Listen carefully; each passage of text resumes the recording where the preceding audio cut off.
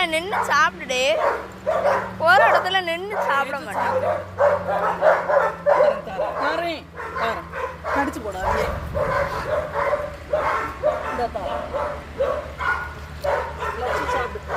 இது ஒரு இடத்துல நின்று சாப்பிடாதா? மேக்ஸ் ஒரு இடத்துல நின்று சாப்பிடு. லட்சு நீங்க தானே சாப்பிட்டுட்டு இருந்தா? மேக்ஸ் இந்த மேக்ஸ்